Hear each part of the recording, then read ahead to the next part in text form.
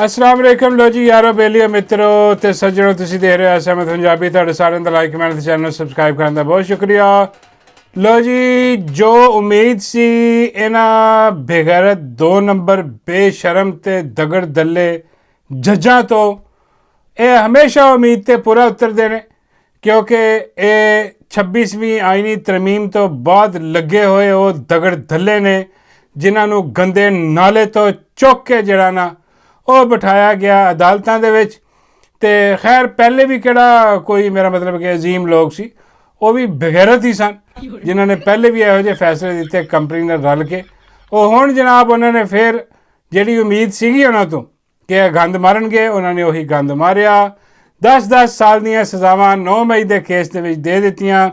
ਉਮਰ ਸਰਫਰਾਜ਼ ਚੀਮਾ, ਯਾਸਮੀਨ ਰਾਸ਼ਿਦ ਨੂੰ, ਆਇਸ਼ਾ ਭੁੱਟਾ ਨੂੰ 10-10 ਸਾਲ ਦੀ ਸਜ਼ਾ ਤੇ ਆਲੀਆ ਹਮਜ਼ਾ ਤੇ ਸਨਮ ਜਵੇਦ ਨੂੰ 5-5 ਸਾਲ ਦੀ ਸਜ਼ਾ ਤੇ ਸ਼ਾਹ ਮਹਿਮੂਦ ਕੁਰੈਸ਼ੀ ਨੂੰ ਬਾਇਜ਼ਤ ਬਰੀ ਕਰ ਦਿੱਤਾ ਗਿਆ। ਤੇ ਉਹ ਜਿਹੜਾ ਸਵਾਮੀ ਡੱਬੂ ਮਹਾਰਾਜ ਆ, ਡੱਬੂ ਮਹਾਰਾਜ ਜਿਹੜਾ ਨਾ ਹਾਂ ਉਹ ਫਿਰ ਨਿਕਲ ਗਿਆ। ਹਾਂ ਡੱਬੂ ਮਹਾਰਾਜ ਨਹੀਂ ਰੁਕਦਾ, ਡੱਬੂ ਮਹਾਰਾਜ ਦੇ ਪਹੁੰਚ ਬਹੁਤ ਦੂਰ ਤੱਕ ਆ। ਹਾਂ ਉਹ ਜੱਜਾਂ ਨੂੰ ਪਤਾ ਸੀ ਕਿ ਉਸਤਾਦ ਡੱਬੂ ਮਹਾਰਾਜ ਨੂੰ ਅਸੀਂ ਜੇ ਛੇੜਿਆ ਨਾ ਇਹਨੇ ਕੋਈ ਅੰਤਰ ਮੰਤਰ ਜੰਤਰ ਕਰਕੇ ਸਾਡੀ ਸਰੀ ਕਰ ਦੇਣੀ ਆ। ਹਾਂ ਜਿਹੜਾ ਕਰ ਦੇਣਾ ਅਸੀਂ ਤੈਸੀ ਕਰਕੇ ਰੱਖ ਦੇਣੀ ਆ। ਤਾਂ ਡੈਫੀਨੇਟਲੀ ਉਹ ਜਿਹੜਾ ਆਪਣਾ ਸਵਾਮੀ ਡੱਬੂ ਮਹਾਰਾਜ ਆ ਉਹ ਕਨੈਕਟਿਡ ਆ ਉੱਤੇ। ਉਹ ਜਿੱਦਾਂ ਹਕੂਮਤ ਦੀਆਂ ਤਾਰੀਫਾਂ ਕਰਦਾ ਰਹਿੰਦਾ, ਜਿੱਦਾਂ ਫੀਲਡ ਮਾਰਸ਼ਲ ਦੇ ਚੁੱਕਦਾ ਰਹਿੰਦਾ ਜੋ ਵੀ ਚੁੱਕਦਾ ਉਹ ਜੋ ਚੁੱਕਦਾ ਰਹਿੰਦਾ ਜਿਵੇਂ ਉਹ, ਤੇ ਉਹ ਲਾਜ਼ਮੀ ਗੱਲ ਆ ਕਿ ਬਈ ਉਹਨੇ ਬਰੀ ਹੋਣਾ ਹੀ ਸੀਗਾ। ਤੇ ਉਹ ਆਪਣਾ ਸ਼ਾਹ ਮਹਿਮੂਦ ਕੁਰੈਸ਼ੀ ਜਿਹੜੇ ਕੋਈ ਸਮਝ ਨਹੀਂ ਆ ਰਹੀ ਕਿ ਬਈ ਇਹ ਕੀ ਹੋਇਆ। ਸ਼ਾਹ ਮਹਿਮੂਦ ਕੁਰੈਸ਼ੀ ਜਿਹੜਾ ਨਾ ਉਹ ਬਰੀ ਹੋ ਗਿਆ, ਪਹਿਲੇ ਵੀ ਬਰੀ ਹੋ ਗਿਆ, ਹੁਣ ਫਿਰ ਬਰੀ ਹੋ ਗਿਆ। ਇਹ ਕੀ ਹਿਸਾਬ ਕਿਤਾਬ ਆ? ਲੋਕੀ ਸ਼ੱਕ ਦੀ ਨਿਗਾਹ ਨਾਲ ਦੇਖ ਰਿਹਾ ਕਿ ਬਈ ਇਹ ਕਿਤੇ ਬਾਰੋ ਬਾਰ ਲਾਹੌਰ ਤੇ ਨਹੀਂ ਕਰਨ ਲੱਗੇ। ਲੇਕਿਨ ਮੇਰਾ ਨਹੀਂ ਖਿਆਲ, ਕਿਉਂਕਿ ਦੇਖੋ ਸ਼ਾਹ ਸਾਹਿਬ ਨੇ 2 ਸਾਲ ਜੇਲ੍ਹ ਕੱਟੀ ਹੈ।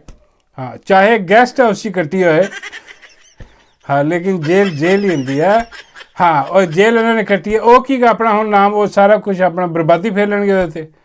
ਮੇਰਾ ਨਹੀਂ ਖਿਆਲ। ਇਹ ਗੇਮ ਕੁਛ ਹੋਰ ਹੈ, ਕਹਾਣੀ ਕੁਛ ਹੋਰ ਆ। ਇਹ ਆਇੰਦਾ ਦਿਨਾਂ 'ਚ ਸਾਨੂੰ ਸਮਝ ਆ ਜਾਏਗੀ। ਜਿੱਥੇ ਤੱਕ ਮੈਨੂੰ ਅੰਦਾਜ਼ਾ ਕਿ ਸ਼ਾਹ ਸਾਹਿਬ ਜਿਹੜੇ ਨਾ ਉਹ ਤੁਹਾਡੇ ਅਗਲੇ ਵਜ਼ੀਰ ਆਜ਼ਮ ਬਣਨ ਜਾ ਰਹੇ ਨੇ। ਹਾਂਜੀ ਇਹ ਜਿਹੜਾ ਨਾ ਤੁਹਾਨੂੰ ਦਿਖਾਇਆ ਜਾ ਰਿਹਾ ਕਿ ਆ ਜਿਹੜਾ ਮੁਹਸਿਨ ਨਕਵੀ ਹੈ ਸਾਲਾ ਜਿਹੜਾ ਇਹਨੂੰ ਬਣਾਉਣ ਦੀ ਕੋਸ਼ਿਸ਼ ਹੋ ਰਹੀ ਹੈ। ਲੇਕਿਨ ਐਂਡ ਟਾਈਮ 'ਤੇ ਸ਼ਾਹ ਮਹਿਮੂਦ ਕੁਰੈਸ਼ੀ ਨੂੰ ਵੀ ਅੱਗੇ ਕੀਤਾ ਜਾ ਸਕਦਾ ਹੈ ਕਿ ਲੋ ਜੀ ਦੇਖੋ ਪ੍ਰਾਈਮ ਮਿਨਿਸਟਰ ਜਿਹੜਾ ਨੇ ਯਾਰ ਉਹ ਪੂਰੀ ਦੁਨੀਆ ਨਾਲ ਰਾਬਤਾ ਹੁੰਦਾ ਉਹਦਾ, ਠੀਕ ਹੈ। ਪੂਰੀ ਦੁਨੀਆ ਜਾਣਦੀ ਹੈ ਕੋਈ ਉੱਠਣਾ ਬੈਠਣਾ, ਕੋਈ ਬੋਲਣ ਦੇ ਆਦਾਬ, ਕੋਈ ਜਿਹੜਾ ਨਾ ਸਾਰਾ। ਉਹ ਮੁਹਸਿਨ ਨਕਵੀ ਜਿਹੜਾ ਉਹ ਬਈ ਉਹਦੇ ਪੱਲੇ ਕੱਖ ਵੀ ਨਹੀਂ ਹੈ। ਇਹ ਤਾਂ ਅੰਦਾਜ਼ਾ ਹੈ ਨਾ ਕਿ ਉਹਦੇ ਪੱਲੇ ਹੀ ਕੁਛ ਨਹੀਂ ਗਾ। ਉਹ ਤਾਂ ਯਈ ਕਰਦਾ ਫਿਰਦਾ, ਅੱਗੇ ਪਿੱਛੇ ਝੱਟਦਾ ਫਿਰਦਾ, ਬਗੈਰਤ ਆਦਮੀ, 2 ਨੰਬਰ ਆਦਮੀ ਜੋ ਉਹਨੂੰ ਕੰਮ ਕੋ ਜਾ ਕੇ ਕਰਦਾ, ਹੋਰ ਉਹਦੇ ਪੱਲੇ ਕੱਖ ਨਹੀਂ ਆ, ਠੀਕ ਆ। ਤੇ ਵਜ਼ੀਰ ਆਜ਼ਮ ਕੋਈ ਇਹੋ ਜਿਹਾ ਹੋਵੇ ਜਿਹੜਾ ਕਿ ਕੋਈ ਦੇਖਣ ਨੂੰ ਲੱਗੇ ਵੀ ਕਿ ਯਾਰ ਕਿ ਵਜ਼ੀਰ ਆਜ਼ਮ ਵੈਸੇ ਤਾਂ ਭਿਖਾਰੀ ਵੀ ਆ। ਔਰ ਯਕੀਨ ਕਰੋ ਕਿ ਭਿਖਾਰੀ ਜਿਹੜਾ ਨਾ ਇਸ ਟਾਈਮ ਉਹ ਉਹਦੇ ਤੋਂ ਕਈ ਦਰਜੇ ਬਿਹਤਰ ਹੈ। ਆ ਜਿਹੜਾ ਮੁਹਸਿਨ ਨਕਵੀ ਹੈ ਸਾਲਾ, ਇਹ ਸਾਲੇ ਤੋਂ ਬਿਹਤਰ ਤੇ ਭਿਖਾਰੀ ਹੈ।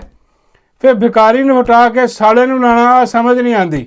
ਤੇ ਮੇਰਾ ਜਿਹੜਾ ਨਾ ਉਹ ਤਜਜ਼ੀਆ ਉਹ ਇਹ ਕਹਿੰਦਾ ਕਿ ਬਈ ਇਹ ਅੱਗੇ ਜਾ ਕੇ ਨਾ ਇਹ ਗੇਮ ਕੁਛ ਹੋਰ ਨਜ਼ਰ ਆ ਰਹੀ ਆ ਕਿ ਵਜ਼ੀਰ ਆਜ਼ਮ ਦੇ ਤੌਰ 'ਤੇ ਸ਼ਾਹ ਮਹਿਮੂਦ ਕੁਰੈਸ਼ੀ ਜਿਹੜਾ ਨਾ ਉਹ ਮੁਤਫਿਕਾ ਵਜ਼ੀਰ ਆਜ਼ਮ ਹੋ ਸਕਦਾ। ਸਾਰੇ ਮਿਲ ਕੇ ਉਹਨੂੰ ਵੋਟ ਪਾਉਣਗੇ ਨੂਨ ਲੀਗ ਸਮੇਤ। ਤਾਂ ਹੀ ਦੇਖੋ ਨੂਨ ਲੀਗ ਤੁੰਨੀ ਖੜੀ ਆ ਅੱਜ ਕੱਲ੍ਹ। ਆਪਣਾ ਹਾਫਜ਼ ਜੀ ਨੇ ਮੈਂ ਕਹਿੰਦਾ ਕਿ ਬੇੜੇ ਗਰਕ ਕਰਕੇ ਰੱਖੇ ਹੋਏ ਆ। ਉਹ ਜੋ ਲਾਨ ਤਾਨ ਹਾਫਜ਼ ਜੀ ਕਰਵਾ ਰਹੇ ਨੇ ਆਪਣੇ ਚੇਲੇ ਚਾਂਟੇ, ਉਹ ਜਿੰਨੇ ਵੀ ਟਾਊਟ ਰੱਖੇ ਨੇ ਪੱਪੀ ਛੋਟੇ ਬੋਲੀ ਛੋਲੀ ਜਿੰਨੇ ਵੀ ਨੇ ਵਾਡੇ ਵਰਗੇ, ਉਹ ਜਿਵੇਂ ਉਹ ਜ਼ਲੀਲ ਕਰ ਰਹੇ ਨੇ ਨਵਾਜ਼ ਸ਼ਰੀਫ ਨੂੰ। ਹੋਏ ਉਹ ਨਜ਼ਰ ਆ ਰਿਹਾ ਕਿ ਬਾਜੀ ਕੋਈ ਬੜਾ ਵੱਡਾ ਕੰਮ ਜਿਹੜਾ ਨਾ ਉਹ ਅੱਗੇ ਤਿਆਰ ਹੈ। ਤੇ ਜਿਹੜਾ ਉਹ ਕਹਿਣਗੇ ਕਿ ਮੀਆਂ ਸਾਹਿਬ ਆਓ ਤੇ ਆ ਕੇ ਸ਼ਾਹ ਮਹਿਮੂਦ ਕੁਰੈਸ਼ੀ ਨੂੰ ਵੋਟ ਪਾਓ। ਹਾਂਜੀ ਹੁਣ ਸ਼ਾਹ ਮਹਿਮੂਦ ਕੁਰੈਸ਼ੀ ਕਿਹਦੇ ਵੱਲੋਂ ਖੜਾ ਹੋਏਗਾ? ਹਾਂ ਇਹ ਫੀਲਡ ਮਾਰਸ਼ਲ ਖੜਾ ਹੋਏਗਾ, ਹੋਰ ਕਿਹਦੇ ਵੱਲੋਂ ਖੜਾ ਹੋਣਾ? ਹਾਂ ਬਰਹਾਲੇ ਹੋ ਸਕਦਾ ਨਹੀਂ ਵੀ ਹੋ ਸਕਦਾ। ਮੇਰਾ ਤਜਜ਼ੀਆ ਮੈਨੂੰ ਤਾਂ ਇਹ ਨਜ਼ਰ ਆ ਰਹੀ ਗੇਮ ਬੜੀ, ਕਿਉਂਕਿ ਕੰਪਨੀ ਸਰਕਾਰ ਹਮੇਸ਼ਾ ਦਿਖਾਉਂਦੀ ਕੁਛ ਆ ਕਰਦੀ ਕੁਛ ਹੋਰ। ਹਾਂ ਇਹ ਹਿਸਾਬ ਕਿਤਾਬ ਹੈ ਇਹਦਾ, ਤੇ ਇਹ ਵੀ ਜ਼ਹਿਨ 'ਚ ਰੱਖੋ ਤੁਸੀਂ। ਖੈਰ ਅਗਰ ਤਾਂ ਇਹਨਾਂ ਦੀ ਸਲਾਹ ਹੈ ਕਿ ਜੀ ਇਮਰਾਨ ਖਾਨ ਮਾਈਨਸ, ਤੇ ਇਮਰਾਨ ਖਾਨ ਮਾਈਨਸ ਨਹੀਂ ਹੋਣ ਲੱਗਾ। ਖਾਨ ਬਾਹਰ ਆ ਕੇ ਇੱਕ ਨਾਰਾ ਲਾ ਦੇਵੇ, ਹਾਂ ਬਲਕਿ ਬਾਹਰ ਕੀ ਉਹ ਅੰਦਰ ਬੈਠੇ ਹੀ ਉਹਦੀ ਆਵਾਜ਼ ਆ ਜਾਵੇ ਬਾਹਰ, ਕੌਮ ਪਿੱਛੇ ਚੱਲ ਪੈਂਦੀ, ਉਸੇ ਪਾਸੇ ਚੱਲਦੀ ਹੈ ਕੌਮ, ਅਤੇ ਉਹ ਤਾਂ ਮਾਈਨਸ ਦੇ ਸਵਾਲ ਹੀ ਪੈਦਾ ਨਹੀਂ ਹੁੰਦਾ। ਅਤੇ ਉਹਦੇ ਬਾਅਦ ਜਨਾਬ ਕੱਲ੍ਹ ਫੀਲਡ ਮਾਰਸ਼ਲ ਸਾਹਿਬ ਨੇ ਜਨਾਬ ਅਮਰੀਕਾ ਦੇ ਵਿੱਚ ਖਿਤਾਬ ਕੀਤਾ, ਉਹਦੇ ਬੜੇ ਚਰਚੇ ਨੇ, ਅਤੇ ਉਹਨਾਂ ਨੇ ਉੱਥੇ ਖੜੇ ਹੋ ਕੇ ਮਿਸਾਲਾਂ ਦਿੱਤੀਆਂ ਬੜੀਆਂ ਬੜੀਆਂ ਵੱਡੀਆਂ। ਉਹਨਾਂ ਨੇ ਕਿਹਾ ਕਿ ਜਨਾਬ ਆਹ ਜਿਹੜਾ ਇੰਡੀਆ ਇਹ ਅਗਰ ਸਾਡੇ ਨਾਲ ਜੰਗ ਕਰਨ ਦੀ ਕੋਸ਼ਿਸ਼ ਕਰੇਗਾ, ਅਗਰ ਇਹ ਕੋਈ ਹਿਸਾਬ ਕਿਤਾਬ ਲਾਉਣ ਦੀ ਕੋਸ਼ਿਸ਼ ਕਰੇਗਾ, ਅਤੇ ਅਸੀਂ ਜਿਹੜਾ ਨਾ ਇਹਨੂੰ ਠੋਕ ਕੇ ਰੱਖ ਦਿਆਂਗੇ, ਇਹਨੂੰ ਸਮਝ ਨਹੀਂ ਆਣੀ ਸਾਡੇ ਕੋਲ ਜਿਹੜੇ ਨਾ ਉਹ ਤੋਹਫੇ ਪਏ ਨੇ, ਅਤੇ ਇਹਨਾਂ ਦੇ ਨਾਲ ਅਸੀਂ ਅੱਧੀ ਦੁਨੀਆ ਵੀ ਲੈ ਜਾਵਾਂਗੇ। ਫਿੜੇ ਕਰੋ ਪੂਰੀ ਅੱਧੀ ਦੁਨੀਆ ਮੁਕਾ ਛੱਡੀ ਖਲੋਤੇ ਖਲੋਤੇ ਉਹਨਾਂ ਨੇ ਉੱਥੇ। ਹਾਂ ਨਾਲੇ ਉਹ ਕਹਿਣ ਲੱਗੇ ਕਿ ਦੇਖੋ ਇੰਡੀਆ ਜਿਹੜਾ ਮਰਸਡੀਜ਼ ਆ, ਨਵੀਨ ਕੌਰ ਮੋਟਰਵੇ 'ਤੇ ਚੱਲੀ ਮਰਸਡੀਜ਼, ਅਤੇ ਪਾਕਿਸਤਾਨ ਇੱਕ ਡੰਪਰ ਆ, ਕੂੜੇ ਦਾ ਟਰੱਕ। ਓਏ ਓਏ ਮੇਰੇ ਰੱਬਾ, ਓਏ ਮੈਂ ਕਿੱਥੇ ਫਸ ਗਿਆ, ਓਏ ਕੀ ਹੋ ਰਿਹਾ? ਉਹ ਪੂਰਾ ਮੁਲਕ ਨੇ ਡੰਪਰ ਦਾ ਟਰੱਕ ਕਰਾ ਦੇ ਛੱਡਿਆ। ਇਹ ਆਈ ਸ਼ਰਾਰਤੀ ਵਾਲੇ ਜਿਹੜਾ ਤਸਵੀਰਾਂ ਵੀ ਬਣਾ ਦਿੰਦੇ ਉੱਦਾਂ ਹੀ, ਦੇਖੋ ਜੀ ਆਹ ਡੰਪਰ ਆ ਲਈ ਫਿਰਦੇ ਨੇ, ਹੁਣ ਜਾ ਕੇ ਕਹਿੰਦੇ ਅਸੀਂ ਕੱਢ ਮਾਰਾਂਗੇ ਇੰਡੀਆ ਦੇ ਵਿੱਚ, ਅਤੇ ਕਿਹਦਾ ਨੁਕਸਾਨ ਹੋਏਗਾ ਦੱਸੋ? ਯਾਰ ਕਮਾਲ IQ ਲੈਵਲ ਹੈ ਯਾਰ, ਅਖੀਰ ਨਹੀਂ ਕਰਕੇ ਲੈ ਛੱਡੀ। ਉਹ ਪਾਕਿਸਤਾਨ ਬਾਬਾ ਜੀ ਕਹਿੰਦੇ ਉਹ ਪਾਕਿਸਤਾਨ ਦੀ ਗੱਲ ਨਹੀਂ ਕਰ ਰਹੇ। ਮੈਂ ਕਿਹਾ ਬਾਬਾ ਜੀ ਫੇਰ? ਬਾਬਾ ਜੀ ਕਹਿੰਦੇ ਉਹ ਆਪਣੇ ਇਦਾਰੇ ਦੀ ਗੱਲ ਕਰ ਰਹੇ। ਮੈਂ ਕਿਹਾ ਨਹੀਂ ਬਾਬਾ ਜੀ ਯਾਰ ਮੈਂ ਕੀ ਗੱਲ। ਬਾਬਾ ਜੀ ਕਹਿੰਦੇ ਅੱਜ ਕੱਲ੍ਹ ਡੰਪਰ ਜਿਹੜਾ ਉਹ ਤੇ ਇੱਕ ਇਦਾਰਾ ਹੀ ਬਣਿਆ ਹੋਇਆ, ਜਿਹਨੂੰ ਰੱਖ ਕੇ ਕੱਢ ਮਾਰਨਗੇ ਐਸੀ ਤਾਂ ਅਸੀਂ ਫੇਰ ਕੇ ਰੱਖ ਦੇਗਾ, ਪਹਿਲੇ ਵੀ ਤਾਂ ਐਸੀ ਤਾਂ ਅਸੀਂ ਫੇਰੀਏ ਨਾ ਇਹਨਾਂ ਦੀ। ਮੈਂ ਕਿਹਾ ਬਾਬਾ ਜੀ ਡੰਪਰ ਨਹੀਂ, ਉਹ ਸਾਡੇ ਸ਼ਹੀਦ ਨੇ ਯਾਰ, ਸਾਡੇ ਸ਼ਹੀਦਾਂ ਨੇ ਪਰਵਾਜ਼ਾਂ ਕੀਤੀਆਂ, ਪਰਵਾਜ਼ਾਂ ਕਰਕੇ ਜਾ ਕੇ ਠੋਕੇ ਨੇ ਇਹਨਾਂ ਦੇ ਰਫੇਲ, ਉਹਨਾਂ ਨੂੰ ਸਮਝ ਨਹੀਂ ਆ ਰਹੀ, ਲੋਕਾਂ ਦੀ ਥਾਂ ਨਹੀਂ ਲੱਭਣ ਡਈ ਉਹਨਾਂ ਨੂੰ। ਅਤੇ ਕੋਈ ਇਹੋ ਜਿਹੀ ਗੱਲ ਕਰਦੇ ਕਿ ਬਈ ਸਾਡੇ ਸ਼ਹੀਦ ਨੇ, ਔਰ ਸਾਡਾ ਮੇਰਾ ਮਤਲਬ ਹੈ ਕਿ ਐਵੇਂ ਸਾਨੂੰ ਮਾੜਾ ਨਾ ਸਮਝੇ, ਉਹਨਾਂ ਡੰਪਰ ਹੀ ਕਰਾਰ ਦੇ ਦਿੱਤਾ ਕਿ ਬਈ ਅਸੀਂ ਡੰਪਰ ਠੋਕ ਦਿਆਂਗੇ।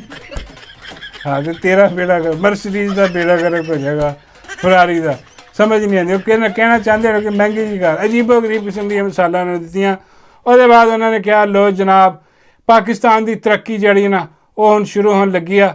ਰੇਕੋਡਿਕ ਜਿਹੜਾ 28 ਦੇ ਵਿੱਚ, ਹਾਂਜੀ 2028 ਦੇ ਵਿੱਚ ਜਿਹੜਾ ਨਾ ਇਹਦੀ ਆਮਦਨ ਸ਼ੁਰੂ ਹੋ ਜਾਣੀ ਆਣੀ, ਅਤੇ 5 ਸਾਲਾਂ ਦੇ ਵਿੱਚ ਅਸੀਂ ਪਾਕਿਸਤਾਨ ਨੂੰ ਕਰਜ਼ਾ ਫ੍ਰੀ ਕਰ ਦਿਆਂਗੇ, ਪਾਕਿਸਤਾਨ ਦੇ ਸਾਰੇ ਕਰਜ਼ੇ ਉਤਾਰ ਦਿਆਂਗੇ, ਔਰ ਉਹਦੇ ਬਾਅਦ ਖੁੱਲ੍ਹ ਕੇ ਖਾਵਾਂਗੇ ਅਤੇ ਨੰਗੇ ਨਹਾਵਾਂਗੇ। ਹਾਏ ਹਾਏ ਅਜੀਬ ਗਰੀਬ ਕਿਸਮ ਦੀਆਂ ਗੱਲਾਂ। ਹਾਂ ਵੈਸੇ ਕੋਈ ਬੰਦਾ ਚੱਜ ਦਾ ਬੰਦਾ ਗੱਲ ਕਰੇ ਨਾ ਇਹੋ ਜਿਹੀ, ਹਾਂ ਅਤੇ ਫਿਰ ਬੰਦਾ ਸਮਝ ਆਉਂਦੀ ਹੈ ਕਿ ਯਾਰ ਅੱਲਾ ਖੈਰ ਕਰੇ ਯਾਰ, ਸ਼ਾਇਦ ਯਾਰ। ਲੇਕਿਨ ਜਦੋਂ ਮੇਰਾ ਮਤਲਬ ਹੈ ਕਿ ਇਹਨਾਂ ਨੇ ਉਹ ਵੀ ਸ਼ੁਰੂ ਕੀਤਾ ਸੀ ਨਾ ICFC ਕੀ ਸੀ ਯਾਰ ਉਹ ਅਦਾਰਾ ਜਿਹੜਾ ਸ਼ੁਰੂ ਕੀਤਾ ਸੀ, ਉਹ ਜਿਹੜੇ ਕਹਿੰਦੇ ਸੀ ਕਿ ਪਤਾ ਨਹੀਂ 200 ਅਰਬ ਡਾਲਰ ਆ ਰਹੇ ਨੇ, ਉਹ 100 ਅਰਬ ਡਾਲਰ ਆ ਰਿਹਾ ਜਨਾਬ, ਸਰਮਾਇਆਕਾਰੀ ਇਹ ਵੋ, ਬਸ ਇੱਕ ਸਾਲ 'ਚ ਮਈਸ਼ਤ ਇੰਝ ਖੜੀ ਹੋ ਜਾਣੀ ਹੈ। ਹਾਂ ਤੁਸੀਂ ਭੁੱਲ ਜਾਣਾ ਅਗਲਾ ਪਿਛਲਾ ਸਾਰਾ ਕੰਮ ਭੁੱਲ ਜਾਣਾ। ਉਹ ਅੱਜ ਕਿੱਥੇ ਗਿਆ ਕੰਮ? ਹਾਂਜੀ ਉਹ ਬੇੜਾ ਗਰਕ ਹੋ ਗਿਆ ਉਹਦਾ, ਉਹਦੇ 'ਤੇ ਟਗੇ ਦੀ ਇਨਵੈਸਟਮੈਂਟ ਨਹੀਂ ਹੈ ਉਹਦੇ 'ਚ। ਇਹ ਉਹੀ ਉਹ ਸ਼ੇਖ ਚਿੱਲੀ ਦੇ ਖਾਬ ਨੇ ਜਿਹੜੇ ਉਹ ਦਿਖਾਉਣ ਦੀ ਕੋਸ਼ਿਸ਼ ਕਰ ਰਹੇ ਆ। ਉਹਨਾਂ ਨੂੰ ਪਤਾ ਯਾਰ ਅਗਲੇ 5 ਸਾਲ ਮੇਰੇ ਪੂਰੇ ਹੋਣ, ਮੁੜ ਕੇ ਖਸਮਾਂ ਨੂੰ ਖਾਏ ਮੁਲਕ, ਖਸਮਾਂ ਨੂੰ ਖਾਣ, ਮੇਰੇ ਬਾਅਦ ਆਉਣ ਵਾਲੇ ਵੀ ਬੇੜੇ ਇਹਨਾਂ ਦੇ ਗਰਕ ਹੋਵੇ, ਮੈਂ ਕਿਸੇ ਤਰ੍ਹਾਂ ਹਿਸਾਬ ਲਾ ਦਿਆਂ। ਔਰ ਬਾਬਾ ਜੀ ਫਰਮਾਉਂਦੇ ਨੇ ਕਿ ਯਾਰ ਇਹੋ ਜਿਹੀਆਂ ਗੱਲਾਂ ਤੋਂ ਚਾਚਾ ਯਾਦ ਆ ਗਿਆ। ਮੈਂ ਕਿਹਾ ਬਾਬਾ ਜੀ ਕਿਹੜਾ ਚਾਚਾ? ਬਾਬਾ ਜੀ ਕਹਿੰਦੇ ਇਹੋ ਜਿਹਾ ਇੱਕ ਚਾਚਾ ਹਰ ਗਲੀ ਮਹੱਲੇ ਦੇ ਵਿੱਚ ਹੁੰਦਾ, ਹਾਂ ਉਹ ਸਾਰਾ ਦਿਨ ਲੰਬੀਆਂ ਲੰਬੀਆਂ ਛੱਡਦਾ, ਆਹ ਕਰ ਦਿਆਂਗੇ ਉਹ ਕਰ ਦਿਆਂਗੇ ਫਰਾਂ ਕਰ ਲੰਬੀਆਂ ਲੰਬੀਆਂ ਛੱਡਦਾ, ਸ਼ਾਮੀ ਬਨਿਆਨ ਪਾ ਕੇ ਨਾ ਉਹ ਟੁੱਟੀ ਜੀ ਮੰਜੀ ਗਲੀ 'ਚ ਡਿੱਠੀ ਹੁੰਦੀ ਹੈ ਉਹਦੇ 'ਤੇ ਪੈ ਕੇ ਸੌ ਜਾਂਦਾ। ਉਹ ਆਉਣ ਜਾਣ ਵਾਲਿਆਂ ਨੂੰ ਪੁੱਛਦੇ ਵੀ ਆ ਉਹ ਚਾਚਾ ਟਾਈਮ ਕੀ ਹੈ, ਉਹਨਾਂ ਨੂੰ ਗਾਲਾਂ ਕੱਢਦਾ ਗੰਦੀਆਂ। ਉਹ ਚਾਚਾ ਯਾਦ ਆ ਗਿਆ ਜਿਹੋ ਜਿਹੀਆਂ ਗੱਲਾਂ ਕਰਨ ਦੇ ਕਿਸਮ ਦੀਆਂ। ਹਾਂ ਬਹਰਹਾਲ ਜਿਹੜਾ ਨਾ ਇਸ ਟਾਈਮ ਉਹ ਮੋਦੀ ਜਿਹੜਾ ਨਾ ਉਹਦਾ ਖਾਨਾ ਖਰਾਬ ਹੋਇਆ ਪਿਆ ਕਿਉਂਕਿ ਟਰੰਪ ਉਹਦੇ ਪਿੱਛੇ ਚੜ੍ਹਿਆ, ਅਤੇ ਹੁਣ ਫੀਲਡ ਮਾਰਸ਼ਲ ਜੋ ਵੀ ਕਹੇ ਇਹਨਾਂ 'ਤੇ ਧਿਆਨ ਨਹੀਂ ਆਉਣਾ, ਫੋਕਸ ਨਹੀਂ ਆਉਣਾ। ਅਦਰਵਾਈਜ਼ ਇੱਥੇ ਪੂਰੀ ਦੁਨੀਆ 'ਚ ਖੱਪ ਪੈ ਜਾਣੀ ਸੀ ਕਿ ਆਇਆ ਕੀ ਗੱਲ ਕਰਤੀ ਇਹਨਾਂ ਨੇ, ਅੱਧੀ ਦੁਨੀਆ ਉਡਾ ਦੇਣੀ ਇਹਨਾਂ ਨੇ। ਫੜੋ ਇਹਨਾਂ ਕੋ ਕੀ ਹਿਸਾਬ ਕਿਤਾਬ ਆ, ਕੌਣ ਲੋਕ ਨੇ। ਹਾਂ ਲੇਕਿਨ ਨਹੀਂ ਹਜੇ ਉਹਨਾਂ ਦਾ ਫੋਕਸ ਜਿਹੜਾ ਨਾ ਉਹ ਨਰਿੰਦਰ ਮੋਦੀ ਨੂੰ ਜਿਹੜਾ ਨਾ ਉਹ ਲੰਬੇ ਪਾਉਂਦਾ, ਇਸ ਕਰਕੇ ਉਹ ਕਹਿੰਦੇ ਜਾਇਜ਼ ਜੋ ਮਰਜ਼ੀ ਕਹੀ ਜਾਓ, ਹਿਸਾਬ ਕਿਤਾਬ ਲਾਈ ਜਾਓ। ਉਹਦੇ ਬਾਅਦ ਜਨਾਬ ਫੀਲਡ ਮਾਰਸ਼ਲ ਸਾਹਿਬ ਜਿਹੜੇ ਨੇ ਉਹ ਉਸ ਤੋਂ ਜਿਹੜਾ ਉਹਨਾਂ ਦਾ ਯਾਰ ਸੀ ਕੋ ਜਨਰਲ ਕਰੇਲਾ, ਜਿਹੜਾ ਕੋੜਾ ਕਰੇਲਾ, ਉਹ ਤੇ ਗਿਆ ਜਾ ਰਿਹਾ ਤੇ ਉਹਦੇ ਬਾਅਦ ਜਿਹੜਾ ਆ ਰਿਹਾ ਉਹਦੇ ਨਾਲ ਵੀ ਮੁਤਾਰਫ ਕਰਾਤਾ। ਉਹਨੇ ਦੱਸ ਦਿੱਤਾ ਕਿ ਲੋ ਜੀ ਇਹ ਆਪਣੇ ਬੰਦੇ ਨੇ, ਜੋ ਤਬਾਹੀ ਇਹਨਾਂ ਨੇ ਫੇਰੀ ਹੈ ਪਾਕਿਸਤਾਨ 'ਚ ਅੱਜ ਤੱਕ ਕੋਈ ਨਹੀਂ ਫੇਰ ਸਕਿਆ। ਹਾਂ, ਇਹਨਾਂ ਨੂੰ ਤੁਸੀਂ ਖਾਸ ਧਿਆਨ ਰੱਖਣਾ, ਇਹਨਾਂ ਦਾ ਖਾਸ ਫੋਕਸ ਕਰਕੇ ਖਾਸ ਪਿਆਰ ਮੁਹੱਬਤ ਰੱਖਣੀ ਇਹਨਾਂ ਨਾਲ। ਹਾਂ, ਕਿਉਂਕਿ ਇਹ ਜੇ ਹੋਰ ਰਹਿ ਗਏ ਨਾ 5 ਸਾਲ ਤੇ ਸਾਨੂੰ ਲੋੜ ਹੀ ਨਹੀਂ ਪੈਣੀ ਕੁਛ ਕਰਨ ਦੀ। ਇਹਨਾਂ ਨੇ ਆਪ ਹੀ ਤਬਾਹੀ ਫੇਰ ਦੇਣੀ ਹਰ ਪਾਸੇ, ਲੱਭਣਾ ਕੁਛ ਨਹੀਂ ਪਿੱਛੇ। ਹਾਂ, ਤੇ ਜਰਾ ਅੱਖ ਰੱਖੋ। ਲੇਕਿਨ ਉਹ ਸੁਣਿਆ ਜਾ ਰਿਹਾ ਕਿ ਜਿਹੜਾ ਨਵਾਂ ਆਇਆ ਨਾ, ਇਹਦੇ ਬਾਅਦ ਆਪਣਾ ਜਨਰਲ ਕਰੇਲੇ ਤੋਂ ਬਾਅਦ, ਉਹ ਕਹਿੰਦੇ ਕਿ ਬੜਾ ਸੈਂਸੀਬਲ ਜਿਹਾ ਬੰਦਾ। ਹਾਂ, ਤੇ ਉਹ ਹਿਸਾਬ ਕਿਤਾਬ ਜਿਹੜਾ ਨਾ ਦੇਖ ਕੇ ਚੱਲੇਗਾ।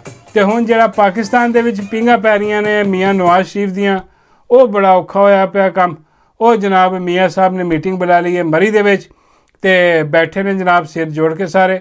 ਤੇ ਇਹਨਾਂ ਨੂੰ ਹੁਣ ਪ੍ਰੋਬਲਮ ਪੈ ਗਈ ਹੈ ਬੜੀ ਵੱਡੀ। ਪ੍ਰੋਬਲਮ ਕੀ ਪੈ ਗਈ ਹੈ? ਕਿਉਂਕਿ ਇਹਨਾਂ ਦੇ ਪਿੱਛੇ ਚੜ੍ਹ ਗਏ। ਹੁਣ ਇਹਨਾਂ ਨੂੰ ਚਾਹੀਦਾ ਹੈ ਫੀਲਡ ਮਾਰਸ਼ਲ ਨੂੰ ਇੱਕ ਨੋਟੀਫਿਕੇਸ਼ਨ, ਜਿਹੜਾ ਕਿ ਨਵੰਬਰ ਦੇ ਵਿੱਚ ਨਿਕਲਣਾ, ਕਿ ਜਿਹੜਾ ਜੀ ਇਹਨਾਂ ਨੂੰ ਜਿਹੜਾ ਨਾ ਐਕਸਟੈਂਸ਼ਨ ਵਾਲਾ ਕੰਮ ਜਿਹੜਾ ਨਾ ਉਹ ਸਾਰਾ ਜਾਇਜ਼ ਕਰਾ ਕੇ ਉਹ ਲੀਗਲੀ ਇਹਨਾਂ ਨੂੰ ਕਰਕੇ ਲੋ ਜੀ ਤੁਸੀਂ ਐਕਸਟੈਂਸ਼ਨ ਹੋ ਗਈ ਤੁਹਾਡੀ, ਅਗਲੇ 5 ਸਾਲ ਤੁਸੀਂ ਹੋ, ਉਹ ਚਾਹੀਦਾ। ਤੇ ਮੀਆਂ ਨਵਾਜ਼ ਸ਼ਰੀਫ ਜਿਹੜਾ ਨਾ ਉਹ ਤੁਹਾਨੂੰ ਪਤਾ ਹੈ ਕਿ ਉਹ ਜਿਹੜਾ ਨਾ ਉਹ ਨਹੀਂ ਦੇਣ ਲੱਗਾ ਐਕਸਟੈਂਸ਼ਨ। ਉੱਤੇ ਰਾਣਾ ਸਨਾਵਲੇ ਨੇ ਆ ਕੇ ਕਹਿਤਾ ਕਿ ਜੀ ਮੀਆਂ ਨਵਾਜ਼ ਸ਼ਰੀਫ ਜਿਹੜਾ ਨਾ ਉਹ ਖੜਾ ਵਾ, ਉਹ ਕਹਿੰਦਾ ਕਿ ਜੀ ਜੋ ਮਰਜ਼ੀ ਹੋ ਜਾਏ, ਮੈਨੂੰ ਇਹਨੇ ਨਹੀਂ ਬਣਾਇਆ ਵਜ਼ੀਰ ਆਜ਼ਮ ਤੇ ਮੈਂ ਵੀ ਇਹਨੂੰ ਐਕਸਟੈਂਸ਼ਨ ਨਹੀਂ ਲੈਣ ਦੇਣੀ। ਹਾਂ, ਉਹ ਹੁਣ ਜਿਹੜਾ ਨਾ ਉਹ ਤਾਂ ਉਹਨਾਂ ਦੇ ਪਿੱਛੇ ਚੜ੍ਹੇ ਨੇ ਕਿ ਜਨਾਬ ਅਗਰ ਐਕਸਟੈਂਸ਼ਨ ਨਹੀਂ ਦਿਓਗੇ ਤੇ ਫਿਰ ਤੁਹਾਨੂੰ ਅਸੀਂ ਤੁੰਨ ਕੇ ਰੱਖ ਦਿਆਂਗੇ, ਜੇ ਐਕਸਟੈਂਸ਼ਨ ਦਿਓਗੇ ਫਿਰ ਵੀ ਤੁੰਨ ਕੇ ਰੱਖ ਦਿਆਂਗੇ। ਹੁਣ ਉਹ ਹਿਸਾਬ ਹੋਇਆ ਮੀਆਂ ਨਵਾਜ਼ ਸ਼ਰੀਫ ਤੇ ਇਹਨਾਂ ਦੀ ਪਾਰਟੀ ਦਾ ਕਿ ਬਈ ਉਹ ਅੱਗੇ ਕੂਆਂ ਦੇ ਪਿੱਛੇ ਖਾਈ, ਹਾਂ ਆਈ ਆਹ ਹਿਸਾਬ ਹੋਇਆ। ਮਾਈ ਜਿਹੜੀ ਹੈ ਮਾਈ ਦੀ ਸੱਤੋਂ ਖੈਰਾਂ ਨੇ।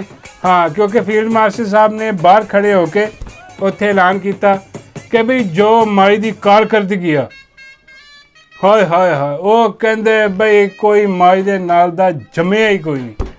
ਮਾਈ ਦੀਆਂ ਕਿਆ ਬਾਤਾਂ, ਮਾਈ ਨੇ ਜੋ ਰਿਫਾਰਮਸ ਕੀਤੇ ਨੇ, ਜੋ ਕਾਨੂੰਨ ਸਾਜ਼ੀ ਕੀਤੀ ਹੈ ਸਾਡੇ ਹੱਕ 'ਚ, ਜੋ ਮਾਈ ਜੁੱਤੇ ਚੱਟਦੀ ਆ, ਇਹ ਕਹਿਣਾ ਚਾਹ ਰਹੇ ਸੀ ਉਹ। ਹਾਂ, ਅੱਜ ਤੱਕ ਇਹੋ ਜਿਹੇ ਜੁੱਤੇ ਕਿਸੇ ਨੇ ਨਹੀਂ ਚੱਟੇ। ਲੋਕੀ ਪਾਲਿਸ਼ ਕਰਦੇ, ਮਾਈ ਚੱਟਦੀ ਆ, ਚੱਟ ਕੇ ਉਹਨੇ ਆਪਣੀ ਸਰਜਰੀ ਖਰਾਬ ਕਰਵਾ ਲਈ ਮਾਈ ਨੇ। ਹਾਂ, ਲੇਕਿਨ ਉਹ ਸਾਡੀ ਵਫਾਦਾਰ। ਕਹਿੰਦੇ ਦੇਖੋ ਦੱਸੋ ਸਾਨੂੰ ਕੋਈ ਅਮਰੀਕਾ ਦੇਖ ਲਓ, ਲੰਡਨ ਦੇਖ ਲਓ, ਕਿਤੇ ਦੇਖ ਲਓ ਯੂਰਪੀ ਮੁਲਕ, ਕਿਤੇ ਕੋਈ ਹੈ ਵਜ਼ੀਰ ਆਲਾ ਆਪਣਾ ਇਹੋ ਜਿਹੀ ਜਿਹੋ ਜਿਹੀ ਇੱਥੇ ਪਾਕਿਸਤਾਨ ਲਾਈ? ਉਹਨੂੰ ਪਤਾ ਨਹੀਂ ਉੱਥੇ ਵਜ਼ੀਰ ਆਲਾ ਹੁੰਦਾ ਹੀ ਨਹੀਂ। ਆਹ ਸਵਾਲ ਇੱਥੇ ਪਾਕਿਸਤਾਨ 'ਚ ਹੀ ਹੁੰਦੀ ਆ। ਫਾਰਮ 47 ਤੇ ਲਾਈ ਆ, ਮਾਈ ਨੇ ਉਹਨਾਂ ਨੂੰ ਉੱਤੇ ਚੁੱਕ ਕੇ ਰੱਖਿਆ, ਪਿਓ ਉਹਦੇ ਨੂੰ ਵੜ ਕੇ ਰੱਖ ਦਿੱਤਾ, ਪਾਰਟੀ ਉਹਦੀ ਵੀ ਵੜ ਕੇ ਰੱਖ ਦਿੱਤੀ ਹੈ, ਬੇੜੇ ਉਹਦੇ ਗਰਕ ਕਰਦੇ। ਹੁਣ ਦੇਖੋ ਮਾਈ ਜਿਹੜੀ ਹੈ ਨਾ ਉਹ ਪਿਓ ਵੱਲ ਜਾਂਦੀ ਹੈ ਕਿ ਉਹ ਮਾਹੀ ਵੱਲ ਜਾਂਦੀ ਹੈ। ਬਾਬਾ ਜੀ ਕਹਿੰਦੇ ਮਾਹੀ ਤੇ ਮਾਹੀ ਹੁੰਦਾ, ਪਿਓ ਅੱਜ ਹੈ ਕੱਲ ਨਹੀਂ, ਮਾਹੀ ਨੇ ਤੇ ਰਹਿਣਾ। ਮੈਂ ਕਿਹਾ ਬਾਬਾ ਜੀ ਪਤਾ ਕੋਈ ਨਹੀਂ ਨਾ, ਪਿਓ ਨੇ ਜੇ ਐਕਸਟੈਂਸ਼ਨ ਨਾ ਦਿੱਤੀ ਤੇ ਮਾਹੀ ਪਕੌੜੇ ਵੀ ਲੱਗ ਸਕਦਾ। ਜੇ ਮਾਹੀ ਪਕੌੜੇ ਲੱਗ ਗਿਆ ਤੇ ਮਾਈ ਕੀ ਕਰੇਗੀ? ਹਾਂ, ਬਾਬਾ ਜੀ ਕਹਿੰਦੇ ਚਲੋ ਕੋਈ ਨਹੀਂ ਯਾਰ, ਪਕੌੜੇ ਲੱਗ ਹੀ ਜਾਂਦਾ ਬੰਦਾ। ਹਾਂ, ਅਸੀਂ ਵੀ ਇਹੀ ਚਾਹੁੰਦੇ ਹਾਂ ਕਿ ਵੀ ਲੱਗੇ ਪਕੌੜੇ। ਅਸੀਂ ਤੇ ਕਹਿੰਦੇ ਹਾਂ ਵੀ ਮੀਆਂ ਨਵਾਜ਼ ਸ਼ਰੀਫ ਖਲੋ ਜਾ, ਕੌਮ ਤੇਰੇ ਪਿੱਛੇ ਖਲੋਤੀ ਆ। ਹਾਂ, ਤੂੰ ਇਹਨੂੰ ਪਕੌੜੇ ਲਾ, ਕੌਮ ਤੈਨੂੰ ਪਕੌੜੇ ਲਾਏਗੀ। ਦੋਵੇਂ ਬਗੈਰਤ ਨੇ, ਦੋਵੇਂ ਜਿਹੜੇ ਨਾ ਉਹ ਹੈ ਲੁੱਟ ਮਾਰ ਹਿਸਾਬ ਕਿਤਾਬ ਹੈ। ਤੇ ਇਸ ਕਰਕੇ ਜੋ ਵੀ ਹੋਏ ਇਹਨਾਂ ਦਾ ਉਹ ਹੁਣ ਦੇਖਣ ਵਾਲਾ, ਅੱਗੇ ਅਸੀਂ ਤਮਾਸ਼ਾ ਦੇਖਾਂਗੇ। ਲੋ ਜੀ, ਜਾਂਦੇ ਹੋਏ ਇੱਕ ਹੋਰ ਖਬਰ ਤੁਹਾਨੂੰ ਦੇ ਦਿਆਂ ਕਿ ਉਹ ਨਹੀਂ ਜਿਹੜਾ ਜਵਾਦਾ ਲੁੱਦੜ, ਉਹ ਜਵਾਦ ਧਰਾਂਦਾ ਦਾ